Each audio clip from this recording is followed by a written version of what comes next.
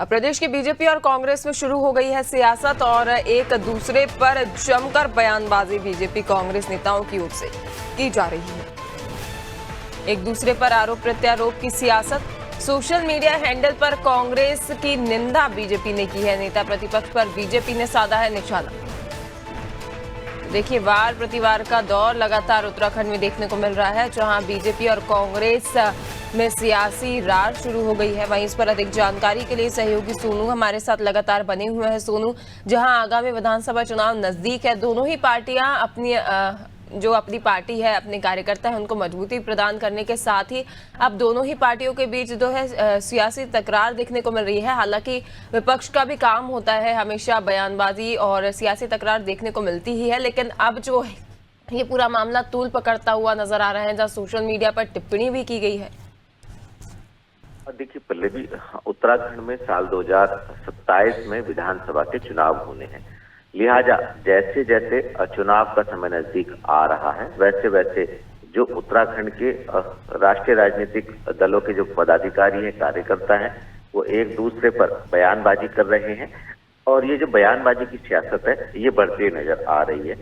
ताजे मामले पर अगर आप गौर करेंगे तो हाल ही में जो उत्तराखंड कांग्रेस के तमाम पदाधिकारी हैं, ये जो पार्टी के नेता हैं, ये जब कांग्रेस के राष्ट्रीय अध्यक्ष 2 दिवसीय दौरे पर हल्द्वानी पहुंचे, उस वक्त उनकी रैली में शामिल होने के लिए जो पार्टी के तमाम कार्यकर्ता और जनमानस पहुंच रहा था, उनकी चेकिंग को लेकर के तमाम कांग्रेस के नेताओं ने अपनी नाराजगी व्यक्त की। यहाँ तक कि नेता प्रतिपक्ष और तमाम पार्टी के जो पदाधिकारी हैं, पार्टी के जो प्रदेश अध्यक्ष हैं, ये सभी एसएसपी ऑफिस पहुंचे और वहां पर जिस तरह से इन लोगों ने अपना विरोध प्रकट किया और जिस तरह से शब्दों का उपयोग किया, ये जो मामला है, ये चर्चाओं का विषय बना हुआ है और इसी पर जो बीजेपी है वो कांग्रेस को जिम्मेदार ठहरा रही है और जो कांग्रेस है वो कहीं ना कहीं इस बात को स्वीकार करने के लिए तैयार नहीं है।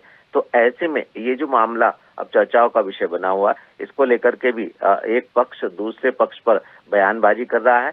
एक पार्टी के नेता दूसरी पार्टी के नेता को जिम्मेदार ठहरा रहे हैं और इसमें अब पुलिस ने भी कहीं ना कहीं जो सोशल मीडिया हैंडल है उस पर एक निंदा की है। तो ये मामला चर्चाओं का विषय उत्तराखंड में बना हुआ है और इसको चुनाव से जोड़ करके देखा जा रहा है, क्योंकि जैसे जैसे चुनाव नजदीक आएंगे पल्लवी, वैसे वैसे जो राजनीतिक दल हैं, इनके राष्ट्रीय अध्यक्षों के उत्तराखंड के दौरे होंगे, सीनियर नेताओं के दौरे होंगे और इस दौरान कई जनसभा भी देखने को मिलेंगी।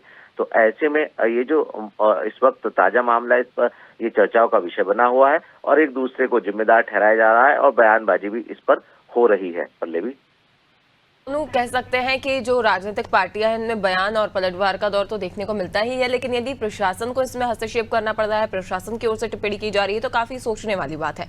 अधिक जानकारी आपसे लेते रहेंगे। सोनू, लगातार हमारे साथ बने रहिए।